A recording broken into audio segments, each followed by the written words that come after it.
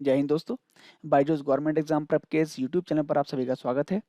आज के द हिंदू समाचार विश्लेषण के इस अंक में हम बात करेंगे 18 अक्टूबर को द हिंदू समाचार पत्र में आए हुए विभिन्न आर्टिकल्स की। साथ में देखेंगे कुछ प्रीलिम्स और मेंस के लिए कुछ प्रैक्टिस क्वेश्चंस भी। तो चलिए शुरू करते हैं। देखिए, पहला जो ये आर्टिकल है, ये पेज नंबर 1 से लिया गया है और इसका संबंध है जीएस पेपर 2 से। साथ में आईआर से भी इसका संबंध है। देखिए, इस आर्टिकल में बात की गई है प्रणब मुखर्जी जी के, जो हमारे पूर्व राष्ट्रपति थे।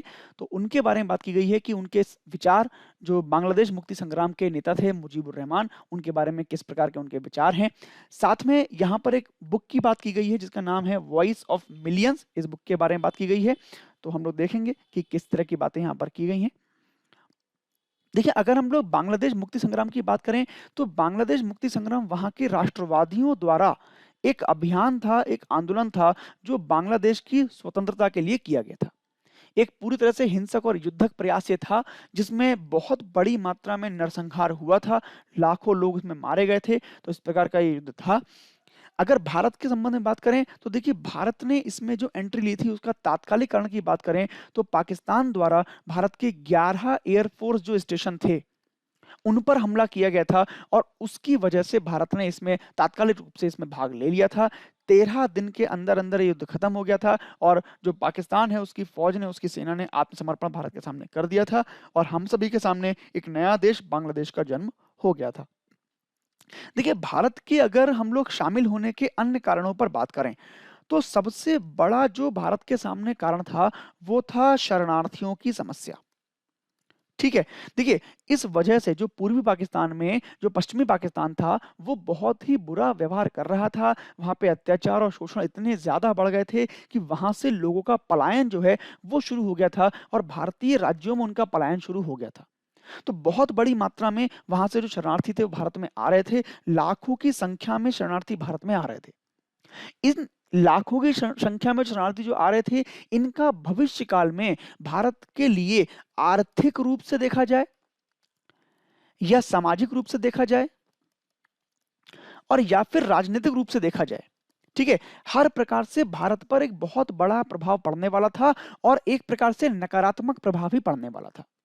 तब उस समय के भारत के जो नीति नियंता थे, उन्होंने सोचा कि इस युद्ध में शामिल होने से जो नुकसान होगा, उससे कहीं अधिक नुकसान इन शरणार्थियों की वजह से भारत को लंबे समय में देखना पड़ सकता है। इसीलिए अच्छा ये है कि इस युद्ध में शामिल होके हम लोग युद्ध को खत्म करें और जो शरणार्थी समस्या है उसको भी यहाँ से खत्म करें। इसलिए भारत इस युद्ध में शामिल हुआ। दूसरा, जैसा कि मैंने बताया कि भारत के पास संसाधन तो कम थे ही। जब संसाधन कम थे, तो भारत किसी भी सूरत में, किसी भी कीमत में इस बात पर राजी नहीं हो सकता था कि जितने भी शरणार्थी आएंगे, भारत उनके लालन पालन पोषण के लिए अपना जो समय है वो लगाएगा। क्योंकि भारत के पास संसाधन इस समय नहीं थे, भारत को और भी चीजों के लिए संसाधन चाहिए थे। इसलिए भारत यहाँ मजबूर था, इसलिए भारत यहाँ पर शामिल हुआ युद्ध में। तीसरा, देखिए, भारत एक काम और चाहता था, भारत को एक और आकांक्षा थी कि यदि वो इस युद्ध में शामिल होता है और पूर्वी पाकिस्तान को आज़ाद कराने के बाद एक नए राष्ट्र का निर्माण होता है, तो भारत के पूर्वी दिशा में, ठीक है, भारत की पूर्वी दिशा में एक उसको मित्र देश मिल जाएगा।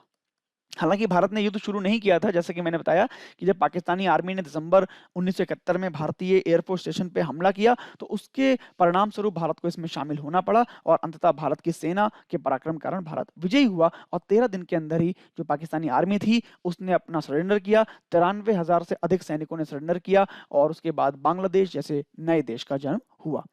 देखिए, अगर भारत की इस युद्ध में जीत की बात करें कि भारत की विजय के क्या कारण रह सकते हैं या रहे होंगे, तो देखिए, उन कारणों की अगर बात करें, तो पहला कारण था चीन की सहायता पाकिस्तान को ना मिल पाना। ठीक है, चीन की सहायता पाकिस्तान को उतनी नहीं मिल पाई थी। अब देखिए, क्यों नहीं मिल पाई थी? क्योंकि सर्दियों का मौसम था और सर्दियों के मौसम की वजह से जो हिमालय रीजन था, वो पूरी तरीके से बर्फ से ढका हुआ था। इस वजह से चीन की तरफ से कोई भी सहायता पाकिस्तान को इस युद्ध में नहीं मिल पाई थी, जिसका फायदा भारत को हुआ और भारत की विजय का एक कारण यहां से बना। दूसरा, उस समय की जो भारत की सरकार थी, उसके सख्त निर्णय भी एक जीत के रूप में देखे जाते हैं, क्योंकि उस समय बहुत ही अधिक कठिन निर्णय लेने पड़े थे और हमारे प्रधानमंत्री उस समय थी इंदिरा गांधी जी, उन्होंने लिए थे। तीसरा, भारत की जो सेना थी, उसने क्या किया था, जो बांग्लादेश की मुक्ति सेना थी, उस मुक्ति सेना को प्रशिक्षण भी दिया, उसको भी सिखाया। तो ये भी एक युद्ध कौशल सिखाने का कारण रहा कि मुक्ति सेना को विजय प्राप्त हुई और भारत का इसमें पूर्ण योगदान रहा। भारत ने पूरी मुक्ति सेना को पूरा प्रशिक्षण दिया युद्ध का और तमाम चीज़ों का, जिससे युद्ध में उन्हें फायदा हुआ और पाकिस्तान की सेना को उन्होंने हराया। देखिए, इसके बाद जो एक मुख्य कारण था वो था इंडियन एयरफोर्स का इस्तेमाल। इस युद्ध में जो भारतीय एयरफोर्स थी, उसका पूरी तरीके से प्रयोग किया गया था और बड़े स्तर पर इसका प्रयोग किया गया था। इसका भी एक बहुत बड़ा फायदा भारत को मिला और भारत ने इस युद्ध में जीत हासिल की। साथ में देखा जाए तो भारतीय सेना और बांग्लादेशी जो जनता थी, उसका जो तालमेल था, वो बहुत ही काबिल तारीफ था उस समय। भारतीय सेना और जो बांग्लादेश की उस समय जनता थी, तो उनके बीच में एक बेहतर समन्वय था, बेहतर तालमेल था। इस वजह से भारतीय सेना को बहुत सारे इनपुट्स मिले और बहुत ही ज़्यादा सहायता मिली ज़मीनी स्तर पर। इसलिए भी भारत की सेना यहाँ पर जीती, भारत को यहाँ पे विजय प्राप्त हुई। देखिए, एक यहाँ पे मैं आपको बताऊँ, जब इस युद्ध में 1971 में जब अमेरिका और यूरोप पाकिस्तान के समर्थन में आ गए थे, तो उससे ही पहले देखिए Indo Soviet treaty of peace, देखिए Indo Soviet treaty of peace, friendship and cooperation, friendship and cooperation, ठीक है। इस प्रकार की संधि भारत ने की थी पहले ही, जिसकी वजह से जो सोवियत संघ था, वो भारत की मदद करने के लिए हर पल तैयार था और भारत की मदद के लिए वो आया भी था। इस वजह से भी भारत को एक एक मोटिवेशनल और एक इंकरेजमेंट मिला यहाँ से और यहाँ से उसकी विजय जो है सुनिश्चित हुई थी। तो ये कुछ कारण थे जिनकी वजह से भारत की विजय इस युद्ध में सुनिश्चित हुई थी। अगर इस युद्ध के हम लोग परिणामों की बात करें, तो परिणाम बहुत भयानक रहे थे। बहुत बड़ी मात्रा में जान और माल दोनों का नुकसान हुआ था। पाकिस्तान को भी बहुत नुकसान हुआ था। भारत का भी इस युद्ध में नुकसान हुआ था। काफ़ी लोग, लाखों की संख्या में लोग मारे गए थे। अगर मुख्य परिणामों की बात करें, तो बांग्लादेश का उदय यहाँ पर हो गया था। जो पूर्वी पाकिस्तान था, वो देश बन गया था बांग्लादेश, उसका उदय यहाँ पर हो गया था और नया राष्ट्र एक विश्व को मिल गया था, जो 7वां सबसे ज़्यादा जनसंख्या वाला देश था। ये आपको ध्यान करना है। दूसरा, अगर हम सैन्य और आर्थिक नुकसान की बात करें, तो पाकिस्तान को इस युद्ध से बहुत अधिक नुकसान हुआ था। पाकिस्तान की अगर नौसेना की बात करें, तो लगभग आधी नौसेना पाकिस्तान खत्म हो गई थी। इसके अलावा लगभग चौथाई जो वायुसेना थी, वो इस युद्ध में तहस-नहस हो गई थी और लगभग-लगभग 1/3 जो ज़मीनी सेना थी, थल सेना जो थी पाकिस्तान की, वो भी नष्ट हो गई थी इस युद्ध में। तो बहुत बड़ा पाकिस्तान को इससे नुकसान हुआ था, आर्थिक और सैन्य दोनों ही रूप से। देखिए, इस युद्ध के बाद शिमला समझौता हुआ था 1972 में, शिमला समझौता किया गया था। इस शिमला समझौते के अंतर्गत जो पाकिस्तान था, वो इस बात पे राजी हुआ था कि बांग्लादेश की स्वतंत्रता को वो मान्यता देगा। हालाँकि इसी समझौते के अंतर्गत जो भारत के द्वारा ऑक्यूपाई जगह थी, जो पाकिस्तान की ऑक्यूपाई की गई थी, वापस लौटा दी गई थी। वो 13,000 किलोमीटर स्क्वायर की वो जगह थी, जो पाकिस्तान को वापस लौटा दी गई थी। देखिए, भारत की अगर उपलब्धियों की बात करें कि इस पूरे युद्ध से भारत की उपलब्धि क्या रही थी, भारत को इससे क्या फ़ायदा यहाँ पर हुआ था? तो देखिए, सबसे पहली बात तो इंडिया का जो प्राइड था, यानी भारत का जो सम्मान था, ठीक है? वो रिस्टोर्ड हुआ, वो दोबारा से स्थापित हुआ। भारत का जो सेल्फ रिस्पेक्ट था पूरे विश्व में, वो दोबारा से स्थापित हुआ और भारत की अपनी एक पहचान यहाँ पर दोबारा से पाई थी। 1962 में हम चाइना से हारे थे और 1967 में हम चाइना से फिर जीते थे। उसके बाद 1971 में हमारी जो ये जीत थी, वो दर्शाती थी कि भारत हमेशा अपनी सीमाओं की रक्षा करने के लिए तैयार है और साथ में भारत का जो क्षेत्रीय संप्रभु था, क्षेत्रीय जो भारत का सम्मान था, वो भी इस क्षेत्र में बहुत अधिक बढ़ गया था। पड़ोसियों के लिए भारत हमेशा तैयार है, इस बात की छवि पूरे रीजन में बनी थी और भारत बहुत मजबूत स्थिति में अपने रीजन में आ गया था। दूसरा, जो शरणार्थियों की समस्या थी, वो भी लगभग यहाँ से खत्म हुई थी। शरणार्थियों की समस्या जो भारत आ रहे थे, वो भी अब आना बंद हो गए थे। हालाँकि बहुत बड़ी मात्रा में शरणार्थी भारत में रह गए ही थी, लेकिन उपलब्धियों की बात करें तो ये आपको देखने को मिला। तीसरा, देखिए भारत में भी एक एकता देखने को मिली थी। भारत में जितनी भी जातियाँ, जितने भी धर्म के लोग रहते हैं, जितने भी वर्ग के लोग रहते हैं, सभी के अंदर एक एक समझौते वाली भावना, एक सहयोग वाली भावना दिखी थी। तो भारत का जो सेक्युलरिज्म है वो भी एक तरीके से पूरी तरह से एस्टैब्लिश हुआ था, पूरी तरह से प्रूव हुआ था। ये भी आपको यहाँ पे ध्यान रखना है। ग्लोबली, रीजनली इंडिया का जो प्रेस्टीज था वो पुनः भारत को मिला था, वो भारत का एक दबदबा दबदबा कायम हो गया था। तो इस तरह कुछ बातें यहाँ पर रही थी जो आपको ध्यान में रखना है। हालांकि अगर नुकसान की बात करें तो भारत को काफी नुकसान भी इससे उठाने पड़े थे। सबसे पहले तो शरणार्थियों का बड़े स्तर पर जो भारत की ओर आना था, उनमें से कुछ यहीं बस गए थे। तो जो शरणार्थी यहाँ पर बस गए हैं, उनका जो नुकसान था वो काफी भारत को झेलना पड़ा।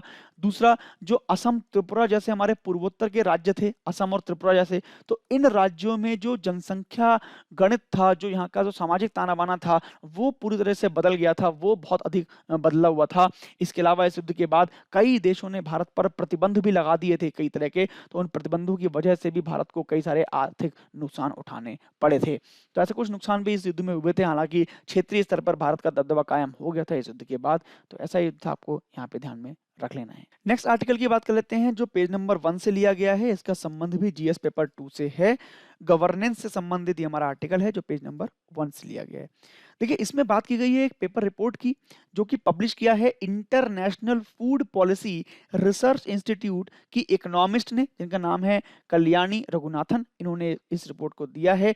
इस रिपोर्ट में यही कहा गया है कि भारत की जो 76% जो आबादी है, रूरल आबादी है, वो आज भी न्यूट्रिशियस डाइट को अफोर्ड करने के काबिल नहीं है। यानी आज भी वो पोषक पदार्थों से युक्त भोजन लेने में सक्षम नहीं है, वो उसको नहीं खरीद पा रहे हैं, ऐसा इस रिपोर्ट में कहा गया है। जो कि फूड पॉलिसी एक जनरल है, इसमें ये रिपोर्ट पब्लिश हुई है, पेपर पब्लिश हुआ है। तो इसके बारे में हम लोग बातचीत करेंगे कि किस तरह की रिपोर्ट है और क्या भारत के सामने चुनौतियां इसमें रखी गई हैं।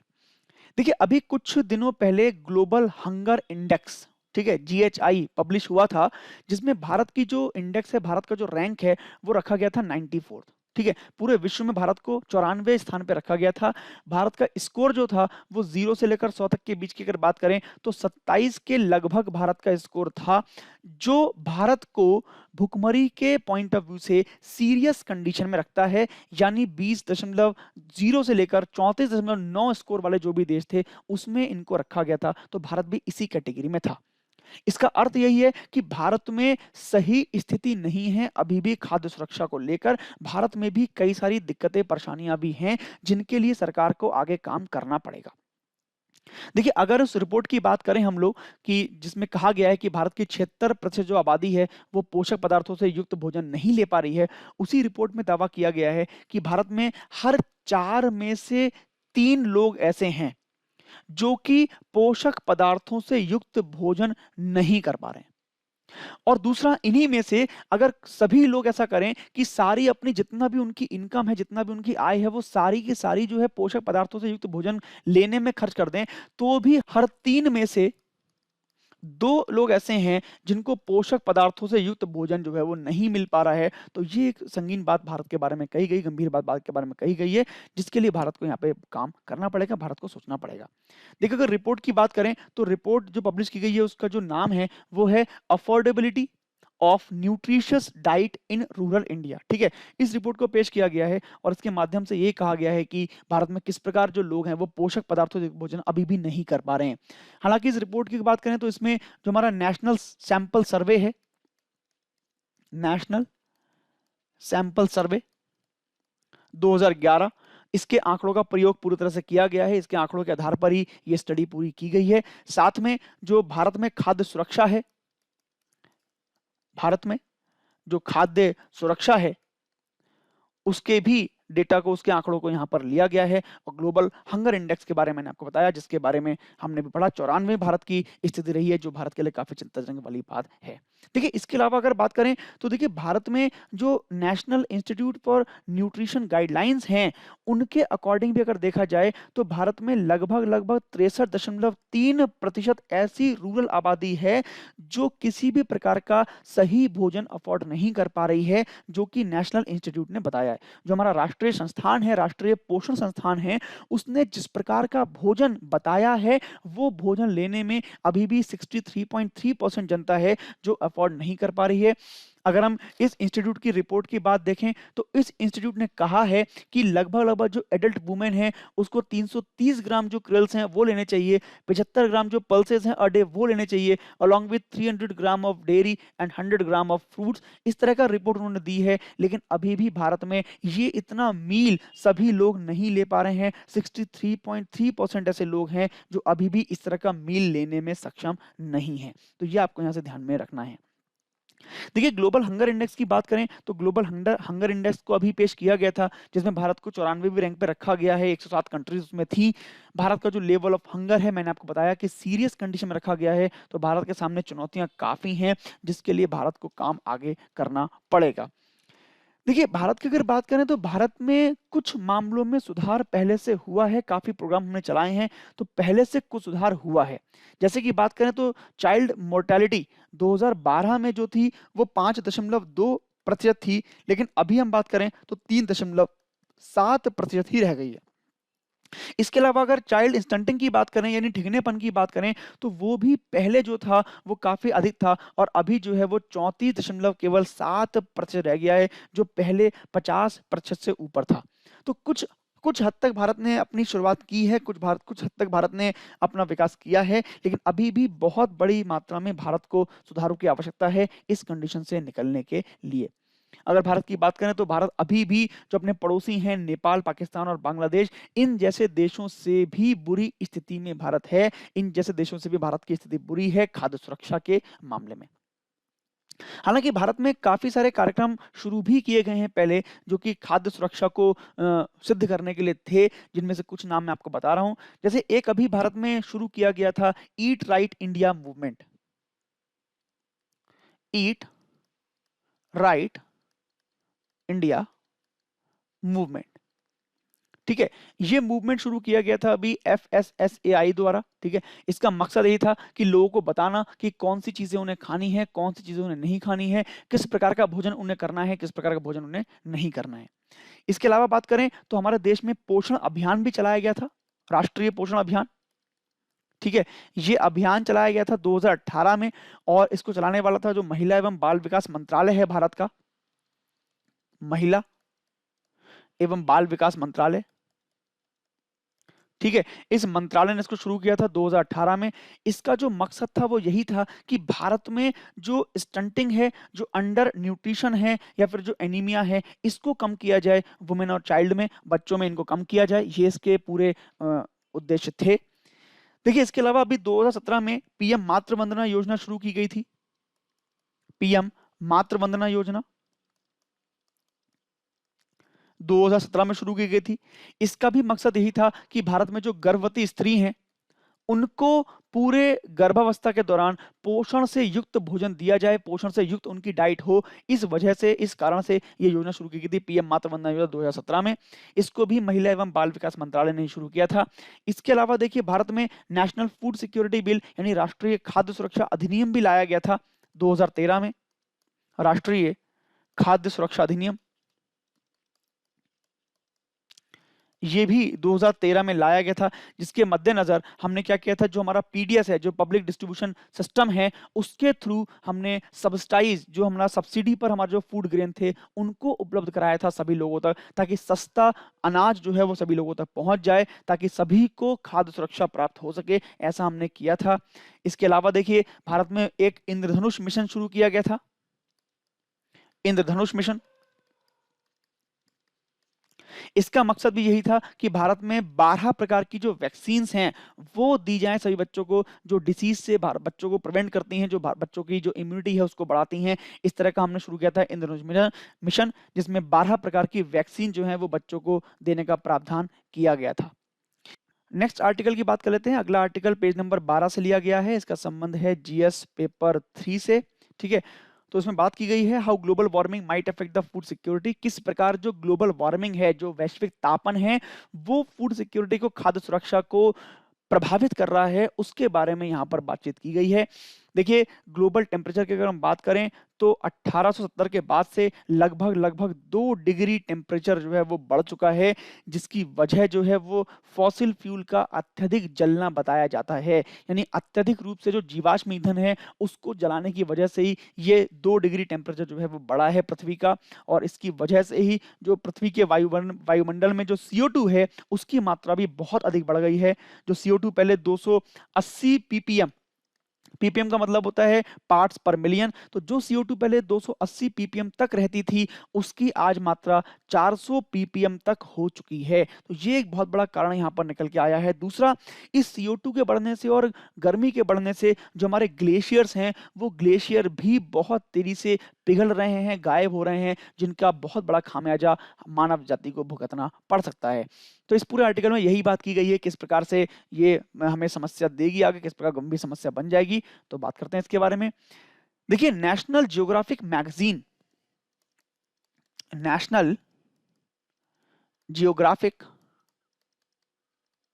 जो मैगजीन है उसके अकॉर्डिंग अगर उसकी हम बात करें तो जो हमारा उत्तराखंड का गढ़वाल है, ठीक है, यहां पर जो ग्लेशियर हैं ये 2035 तक गायब हो जाएंगे, यानी पिघल जाएंगे। अगर सब कुछ ऐसा ही चलता रहा, अगर इतनी ही तेज से इतनी ही गति से जो CO2 है वो बढ़ती रही और जो टेम्परेचर है बढ़ता रहा, तो ऐसा हो जाएगा।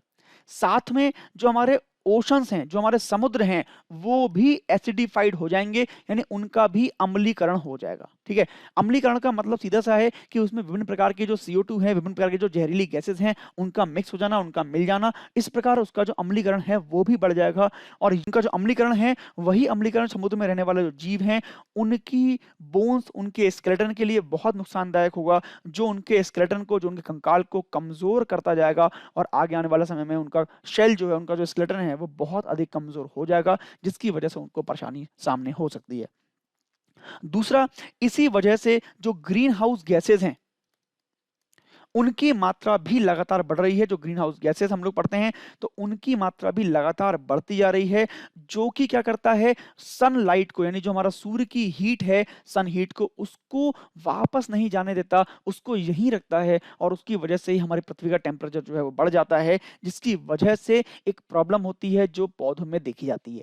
देखिए, ग्रीन हाउस गैसें बढ़ी, उनकी वजह से सूर्य की गर्मी यहाँ बढ़ी, तो इसकी वजह से जो प्रकाश संश्लेषण की क्रिया है वो तो अधिक होगी, क्योंकि सूर्य की रोशनी जो है वो अधिक यहाँ पर रुकी हुई है, उसकी वजह से प्रकाश संश्लेषण तो बढ़ जाएगा, लेकिन साथ ही साथ जो पौधों की नाइट्रोजन को एब्जॉर्ब करने की क्षमता है, यानी नाइट्रोजन अवशोषण की जो क्षमता है वो घट जाती है। जब वो घट जाएगी तो उसकी वजह से जो हमारी फसल है उसका विकास होना घट जाएगा, उसकी वृद्धि घट जाएगी और उसकी क्वालिटी भी घट जाएगी। यही आशंका इस पूरे आर्टिकल में दी गई है कि किस प्रकार ये जो जैविक परिवर्तन हो रहा है, किस प्रकार जो है जलवायु परिवर्तन हो रहा है, और किस प्रकार जो है वैश्विक तापन है ये हमारी जो फसल है, जो हमारा फूड ग्रेन है, उनको प्रभावित कर रहा है, और उनकी वजह से हमारी जिंदगी जो है प्रभावित होने वाली है। इसमें इन सभी आशंकाओं को देखा गया है, इनको रखा गया है।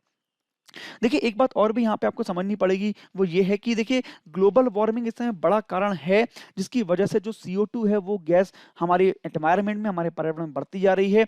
इसके अलावा अगर बात करें तो बहुत सारे ऐसे रिपोर्ट पेश हुई हैं पहले भी, जिन्होंने हमें इस बात के लिए चेताया है कि जल्दी से जल्दी अगर हमने कुछ नहीं किया तो हमारे सामने एक बहुत बड़ी प्रॉब्लम सामने आने वाली है फ्यूचर में, जो फूड इनसिक्योरिटी को लेकर होगी। जिस तरीके से CO2 गैस या जो वैश्विक तापन है वो हमारी फसलों के रंग रूप को या उनके बिहेवियर को बदलता है, तो वो हमारे लिए आगे आने वाला समय में बहुत ही मुश्किल वाला एक स्थिति पैदा करने वाली है। देखिए भारत को अगर खाद्यान्न सुरक्षा और आर्थिक विकास के पथ पर बढ़ना है तो जलवायु परिवर्तन पर सचेत रहने की बहुत आवश्यकता होगी।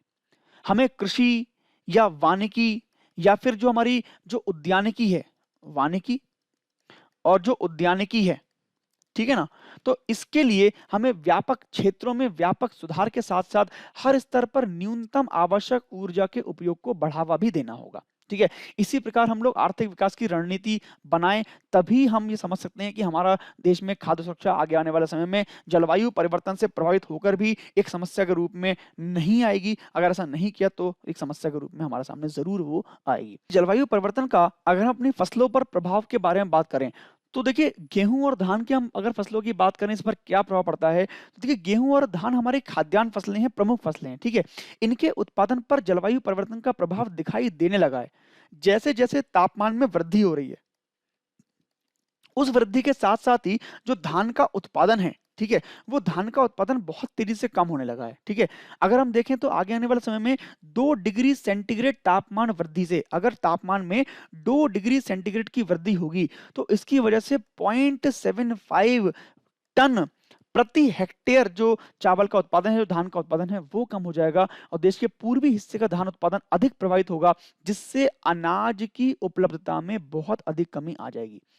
इससे प्रति व्यक्ति जो खाद्यान्न उपलब्धता तो कम होगी ही होगी, साथ ही खाद्य असुरक्षा तथा कुपोषण की समस्या भी बढ़ जाएगी। तापमान के बढ़ने और ठंड के महीनों में कमी होने से गेहूं जैसी सर्वाधिक महत्वपूर्ण फसल की उत्पादकता में भारी गिरावट होने की संभावना से इनकार नहीं किया जा सकता। दूसरी ओर जो अचानक बाढ़ होती है, जो सूखा होता है या सिंचाई होती है, उसकी में जो जल की कमी से धान के उत्पादन पर भी दुष्प्रभाव पड़ सकता है। ये आपको यहाँ पे ध्यान में रखना होगा। देखिए, भारतीय कृषि अनुसंधान संस्थान की अगर बात करें, भारतीय कृषि अनुसंधान संस्थान की अगर बात हम करें, अनुसंधान संस्थान, अगर इसकी हम बात करें तो इसके अनुसार जो तापमान में मात्र 1 डिग्री अगर वृद्धि हुई, 1 डिग्री सेंटीग्रेड भी अगर वृद्धि होती है तो भारत में 40 से 50 लाख टन जो गेहूं है उसकी उपज कम होने की संभावना होगी। तो ये भारत में बहुत बड़ी समस्या आगे बन सकता है, इसलिए भारत को अभी से इस पर काम करना होगा, अभी से इस पर ध्यान देना होगा। जैव विविधता पर प्रभाव की बात करें तो समुद्र के तटीय क्षेत्रों की जो वनस्पतियां हैं और जो वृक्ष हैं उन पर कोई प्रभाव पड़ेगा। तटीय जो वनस्पतियां हैं, वृक्षों का विनाश जो है वो जो हमारा पारिस्थितिकीय असंतुलन है उसका खतरा भी बढ़ा देगा। ठीक है ना।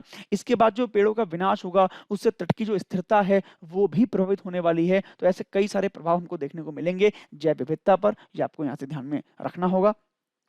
देखिए, इसके अलावा अगर जलवायु परिवर्तन का मृदा स्वास्थ्य पर हम प्रभाव देखें तो देखिए जो भी हमारा भूमि का जल स्तर है उसके गिरने से मृदा उर्वरता भी प्रभावित होगी। यानी सीधी सी बात है, जब टेम्परेचर बढ़ेगा तो भूमि का जल का स्तर गिरेगा और भूमि का जल के स्तर गिरने से जो हमारी मृदा उर्वरता है वो भी अत्यधिक कम हो जाएगी। ठीक है। इसके अलावा जो बाढ़ जैसी आपदाएं हैं उसके कारण जो भूक्षरण है वो भूक्षरण भी बहुत अधिक मात्रा में होगा, जिससे भी हमें आगे परेशानी होगी और बंजरता जो है वो जमीन में आती जाएगी। ये भी हमको यहाँ से ध्यान में रखना पड़ेगा। इसके अलावा पेड़ पौधों के कम होते जाने तथा जैव विविधता के अभाव के कारण मिट्टी का उपजाऊपन है, देखिए ठीक है, तो उपजाऊपन भी कम हो सकता है। तो ये भी यहाँ पे ध्यान में रखना पड़ेगा।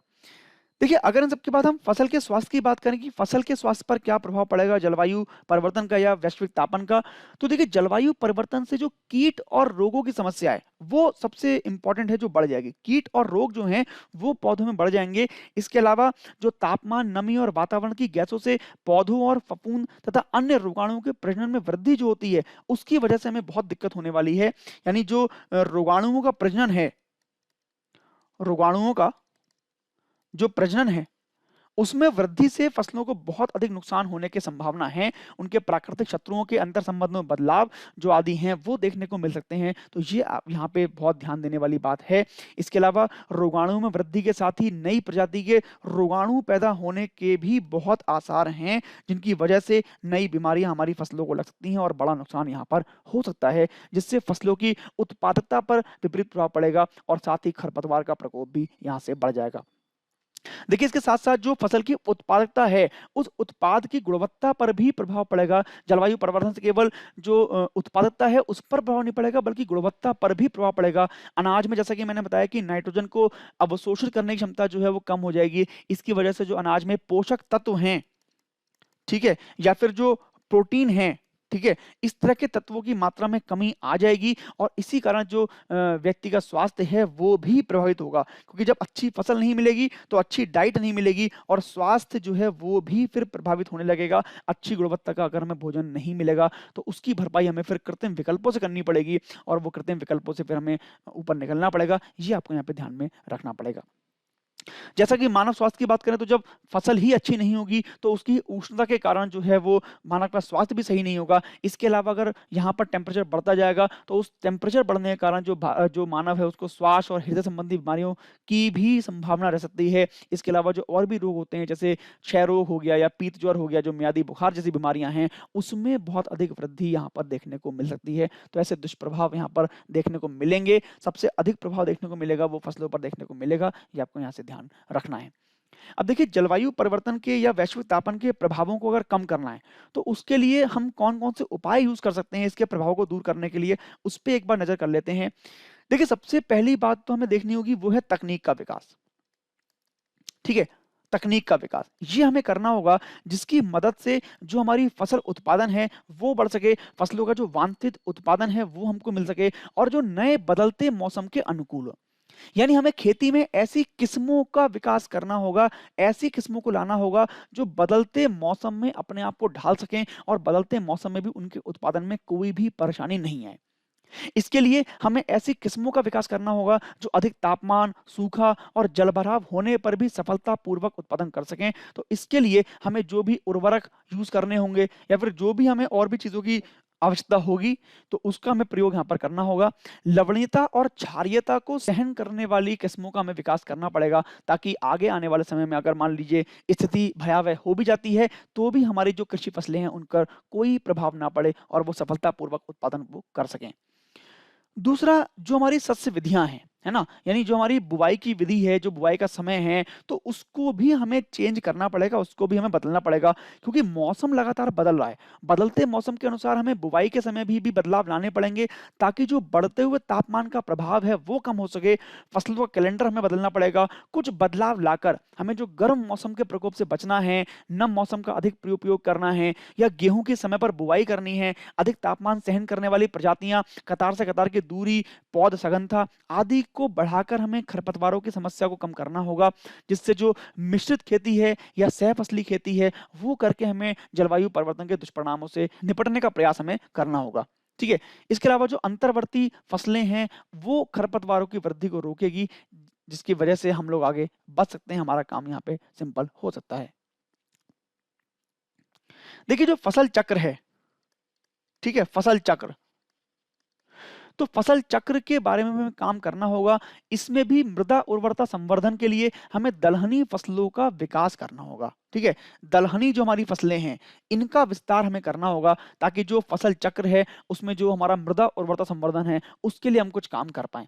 देखिए, फसल चक्रों में जो परिवर्तन से बीमारी है, कीड़े हैं, खरपतवार है, उनकी समस्या कम हो जाएगी। इसके अलावा जो दलहनी फसलें हैं, उनके साथ कपास जैसी गहरी जड़ वाली फसल युक्त करके हम फसल चक्र विशेष लाभदायी कर सकते हैं। इनके जैविक कार्बन की मात्रा में भी वृद्धि हो सकती है। इसके अलावा जो दलहनी फसलों की खेती बढ़ाने पर जो नाइट्रोजनधारी उर्वरक हैं, उनका प्रयोग स्वतः ही कम हो जाएगा, जिससे नाइट्रस ऑक्साइड का दुष्प्रभाव जो है वो कम हो सकता है। तो ये अपने को कुछ हमें यहाँ पे प्रबंधन करने पड़ेंगे। इसके अलावा जल निकास की उचित व्यवस्था अगर हम कर लें तो भी हमारा काम आसान हो सकता है आगे आने वाली समय में। इसके अलावा खेतों में अगर हम जल संरक्षण की व्यवस्था करें तो जल संरक्षण के कारण भी हमें आगे आने वाली परेशानियों से निपटने में सहायता मिल सकती है। तापमान वृद्धि के साथ साथ देखिए, ये ज़रूर है कि नमी का ह्रास होगा। ऐसी परिस्थिति में खेतों में नमी का संरक्षण करना और वर्षा जल को एकत्र कर सिंचाई हेतु उपयोग में लाना आवश्यक है, जिसके लिए हमें नई तकनीकों का इस्तेमाल करना पड़ेगा, जो हमें आगे आने वाले समय में जो परेशानियां हैं उनसे बचाएगा। देखिए, इसके अलावा जो फसल कीट और रोग कारक हैं, जो खरपतवार हैं, उनका जैविक नियंत्रण भी हमको करना पड़ेगा। हरित क्रांति के पश्चात लगभग पूरे विश्व में अगर देखें तो कृषि का रासायनिकरण हो गया है, जिससे आज मृदा उत्पादकता में बहुत कमी आ गई है और स्थिरता के साथ साथ जैवनाशी प्रतिरोधी कीटों और रोग कारकों व खरपतवारों की संख्या में भी लगातार वृद्धि हो रही है। इसका मुख्य कारण जो है वो मृदा उत्पादकता व फसल शत्रुओं को नियंत्रित करने वाली पारिस्थितिकीय व्यवस्था का नष्ट होना ही है।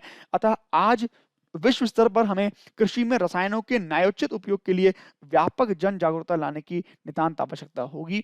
तो ये आपको यहाँ पे ध्यान में रख लेना है इस आर्टिकल से। देखिए, इसके अलावा हमें संरक्षण कृषि का उपयोग भी करना पड़ेगा। ठीक है? संरक्षण कृषि का उपयोग भी हमें यहाँ पे करना पड़ेगा, जिसको हम कहते हैं कंजर्वेशन एग्रीकल्चर। तो इसका प्रयोग भी हमें यहाँ पर करना पड़ेगा। देखिए, पर्यावरण में कार्बन डाइऑक्साइड की मात्रा को अगर कम करना है तो उसके लिए हमें इसकी अधिकाधिक मात्रा को कार्बन यानी मृदा कार्बन के रूप में संचित करना होगा। अगर हम कार्बन डाइऑक्साइड की मात्रा को मृदा कार्बन के रूप में संचित कर लेते हैं तो हमारे एक तीर से कई निशाने लग सकते हैं। मृदा कार्बन का फसल के उत्पादन में तो महत्व है ही, साथ ही पर्यावरण की दृष्टि से भी इसका अत्यधिक महत्व होता है। परंपरागत तरीकों से होने वाले जो भू परिष्करण में नियमित रूप से मशीनों और ऊर्जा का अधिकाधिक प्रयोग होता है और यह माना जाता है कि मृदा की तैयारी जितनी ज्यादा होगी उत्पादन उतना ही अधिक होगा। परंतु अधिक कर्षण क्रियाओं के प्रयोग से मृदा में उपस्थित जो कार्बन की अधिकाधिक मात्रा है जो कार्बन डाइऑक्साइड के रूप में मुक्त होकर वातावरण में इसकी मात्रा को बढ़ा देती है। इसीलिए हमें मृदा कार्बन को संचित करने का, संरक्षित करने का उपाय सोचना पड़ेगा।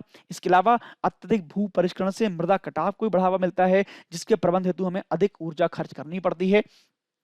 इसीलिए हमें ये प्रयोग करने होंगे। देखिए, संरक्षण कृषि के अंतर्गत हम कृषि में उपयोग किए जाने वाले संसाधनों के न्यूनतम उपयोग द्वारा ही अधिकतम उत्पादकता प्राप्त करते हैं। इस प्रकार की कृषि पर हम कृषि क्रियाओं पर कम संसाधन खर्च करते हैं व ऊर्जा प्रयोग होने से पर्यावरण को होने वाले नुकसान में भी उससे कमी आती है। न्यूनतम भू परिष्करण होता है और शून्य कर्षण के द्वारा हम फसल के उत्पादन पर होने वाले खर्च को कम कर सकते हैं। साथ ही साथ जो पेट्रोलियम से जलने वाला जो कार्बन है, देखिए पेट्रोलियम से जो जलने वाला कार्बन है, ठीक है, उस कार्बन के भी उत्सर्जन में कमी होगी, जिससे CO2 के उत्सर्जन में अपने आप ही कमी आ जाएगी। ठीक है ना। इसके अलावा देखिए, अगर हम बात करें तो कई तरह के खरपतवार होते हैं, या फिर जैसे गेहूं में हम बात करें तो फिलेरिस माइनर के प्रकोप में कमी आ जाती है। इसके अलावा जो अधिक कर्षण क्रियाएं हैं उनके कारण जो मृदा में उपस्थित कार्बन की अधिकाधिक मात्रा कार्बन डाइऑक्साइड के रूप में मुक्त होकर वातावरण में पहुंच जाती है, जो भी नुकसान देती है। तो इस प्रकार की संरक्षण क्रियाएं सही मायने में ग्रीन हाउस प्रभाव को कम करने में उपयोगी सिद्ध होंगी। इसके अलावा जो गेहूं व धान के अलावा चना, मटर, मसूर, सरसों व अलसी जैसी फसलों का उचित उत्पादन हम शून्य कर्षण के माध्यम से सफलतापूर्वक कर सकते हैं। तो ये हमें यहाँ पर कुछ बातें ध्यान में रखनी होंगी। नेक्स्ट बात कर लेते हैं अगले आर्टिकल की, जो पेज नंबर 14 से लिया गया है और इसका संबंध भी आपका GS पेपर 2 से है। इसमें बात की गई है UNHRC की, यानी संयुक्त राष्ट्र मानवाधिकार परिषद की। तो इसके बारे में बात कर लेते हैं। इसके स्ट्रक्चर की बात की गई है, यहाँ पर इसके कार्यों की बात की गई है, किस प्रकार पूरे विश्व में मानवाधिकारों के प्रोटेक्शन और प्रमोशन के लिए कार्य करता है, तो उन सबकी यहाँ पर बातचीत की गई है। तो देख लेते हैं एक बार। देखिए, अगर हम UNHRC की बात करें तो इसकी स्थापना 2006 में की गई थी, जो कि UN का जो मानवाधिकार आयोग था उसके रूप में की गई थी, उसके विकल्प के रूप में इसकी स्थापना की गई थी। पहले इसका नाम संयुक्त राष्ट्र मानवाधिकार आयोग था और बदल के फिर इसका नाम संयुक्त राष्ट्र मानवाधिकार परिषद कर दिया गया था, जो 2006 में किया गया था। देखिए, इसके सदस्यों के रूप में जो मानवाधिकार उल्लंघन के लिए जिनका रिकॉर्ड खराब है, तो उन सभी देशों को लगातार UNHRC द्वारा कंडेम्ड किया जा रहा है, उनको बताया जा रहा है, उनको समझाया जा रहा है कि किस प्रकार वो अपने देश में जो मानव अधिकार हैं उनके लिए कार्य करें। बात करें हाल की, तो हाल ही में पाकिस्तान जैसे देशों को भी इसमें शामिल कर लिया गया है। पाकिस्तान जैसे देश भी, फिलीपींस जैसे देश भी इसके सदस्य हैं। तो इसी वजह से हाल ही में जो आयोग के संस्थापक सदस्य में से एक था, जिसका नाम है अमेरिका, तो उन्होंने क्या किया था, अमेरिका ने अपना नाम यहां से वापस ले लिया था। 2018 की बात है, 2018 में वो UNHRC से अपना नाम उसको वापस ले चुका है। इस संदर्भ में यह महत्वपूर्ण है कि हम दुनिया में मानव अधिकारों के संरक्षण में इस निकाय की व्यवहार्यता पर एक नजर हम लोग डालें। तो देखिए, अगर इसके जनादेश और कार्यों पर हम नजर डालें तो ये क्या है, ये UN का यानी जो संयुक्त राष्ट्र है उसका एक निकाय है, जिसका मिशन है दुनिया भर में मानवाधिकारों को बढ़ावा देना तथा साथ में उनकी रक्षा करना। ये इसका एक मुख्य मिशन है, इसके लिए काम करता है। इसके अलावा UNHRC में 5 समूहों में से क्षेत्रीय समूह के आधार पर 3 साल के लिए चुने गए 47 कुल सदस्य भी हैं, जो कि जिनका कार्यकाल 3 साल का होता है और जो एक बार में अधिकतम 2 वर्ष के लिए यानी 2 कार्यकालों के लिए चुने जाते हैं। ये आपको यहाँ से ध्यान रखना है।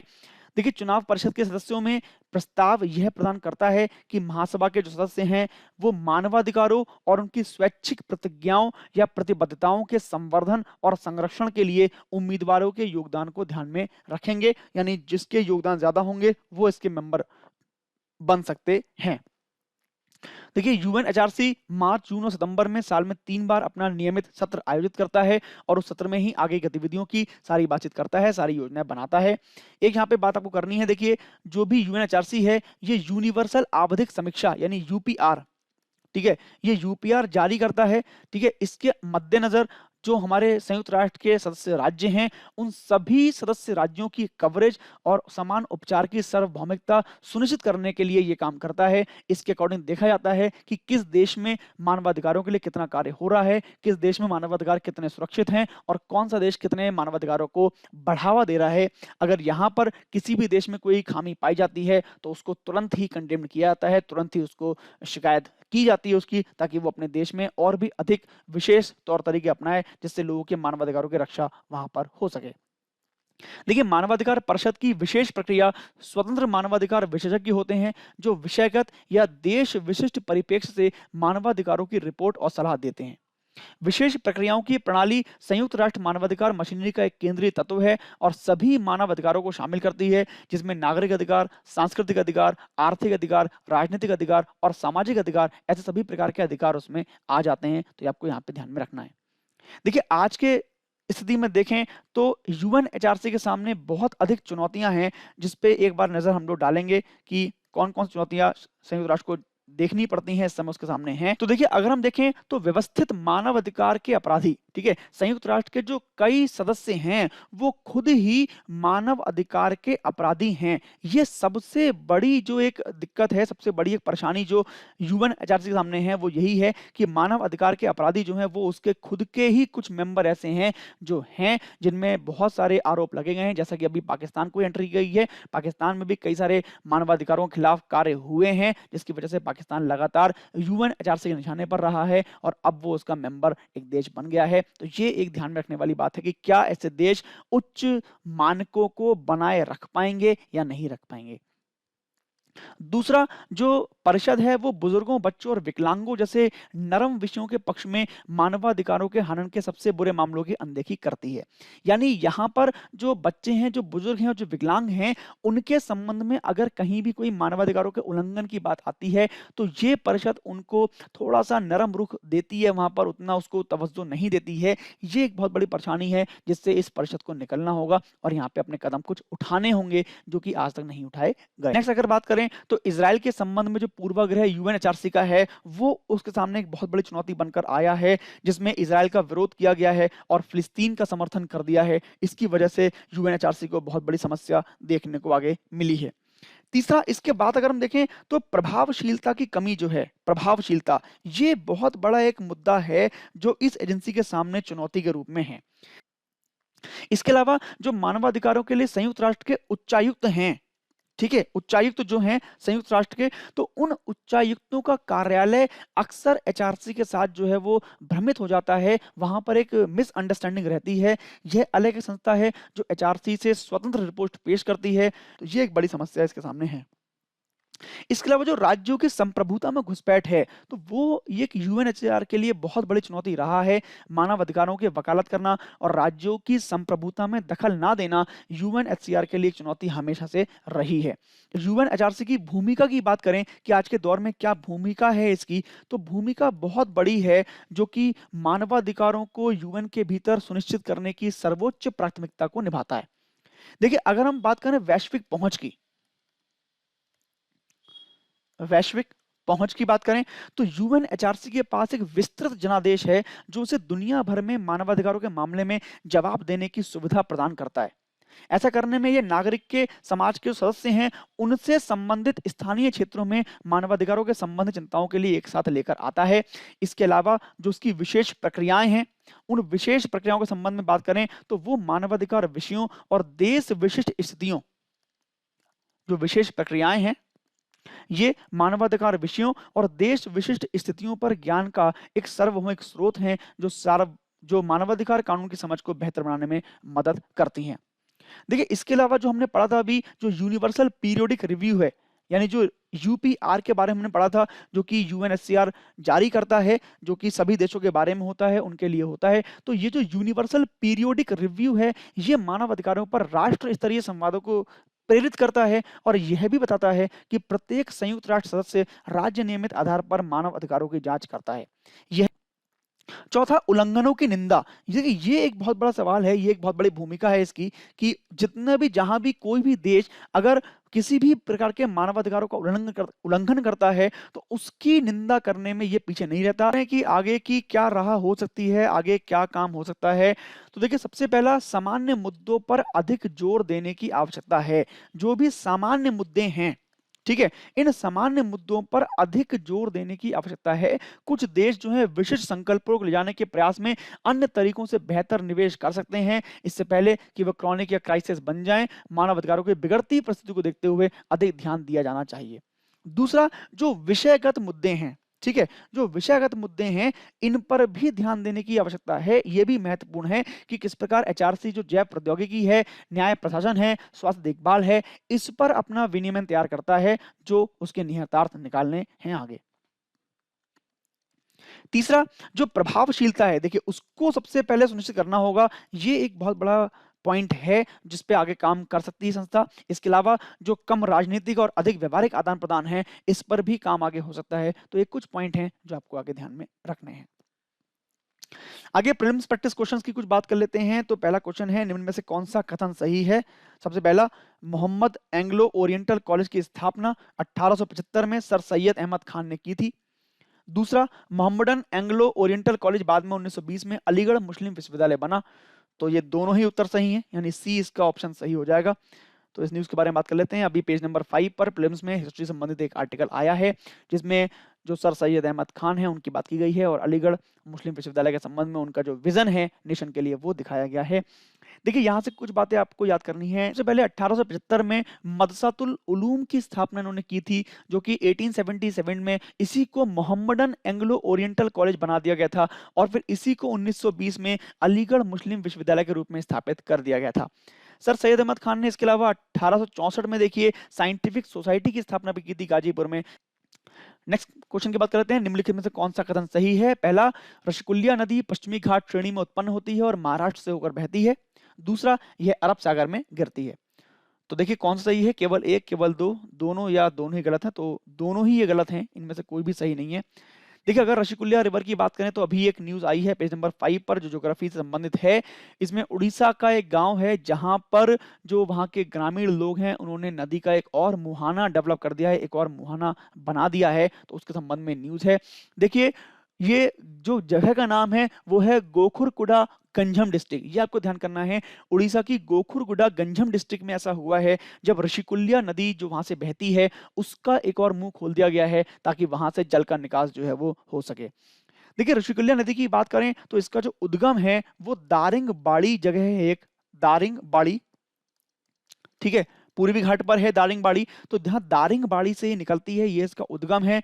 दारिंगबाड़ी को हम लोग उड़ीसा का कश्मीर भी बोलते हैं, ये आपको ध्यान में करना है। उड़ीसा का कश्मीर, ये इसको बोलते हैं दारिंगबाड़ी को, ये आपको ध्यान में यहाँ से कर लेना है। देखिए, ऋषिकुल्या नदी की बात करें तो ऋषिकुल्या नदी मुख्यतः दो जिलों में बहती है, कंधमाल और गंजम।